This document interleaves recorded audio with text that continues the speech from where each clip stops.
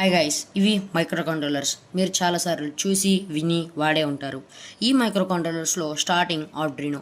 మీరు దీన్ని చాలాసార్లు వాడే ఉంటారు. చాలా చీప్గా మంచి అబిలిటీతో బాగుంటుంది. దీనికి కోడ్ అప్లోడ్ చేసేసి ఈజీగా వాడుకోవచ్చు, even from mobile. Arduino droid అనే యాప్ వాడి వీటన్నిటికీ మీరు మొబైల్లో నుంచే కోడ్ ఇచ్చుకోవచ్చు. Second one Arduino nano. Same, ఈ రెండు ఒకటే, డిఫరెన్స్ కాంపాక్ట్.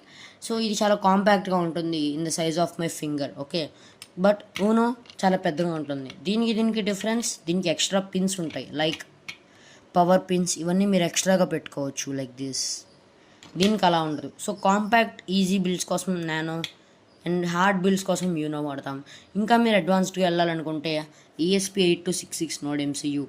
సో ఈ నోడ్ MCU అనేది మనం వైఫై కనెక్ట్ అయ్యి దీంతో చాలా చేయొచ్చు, లైక్ స్మార్ట్ హోమ్. చాలామంది స్మార్ట్ హోమ్ అట్లాంటి వాటిల్లో దీన్నే వాడుతూ ఉంటారు. దీనికి మనం ఈజీగా ఈ మైక్రో USB పిన్ నుంచి ఇలాంటి ఒక వైర్ వాడి ఈజీగా కోడ్ అప్లోడ్ చేయొచ్చు. Same for all these things. So ESP32 అనేది మనకి చాలా బాగా హెల్ప్ అవుతుంది.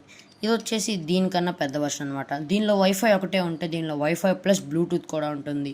పైగా దీనికన్నా కొన్ని చాలా వరకు బెటర్ ఆప్షన్స్ ఉంటాయి. మీకు కాంపాక్ట్గా అండ్ కొద్దిగా చీప్గా కావాలంటే దీన్ని, లేదు ఇంకొంచెం బెటర్గా కావాలంటే దీన్ని చూస్ చేసుకోవచ్చు. ఇది 32. And this is ESP32 cam.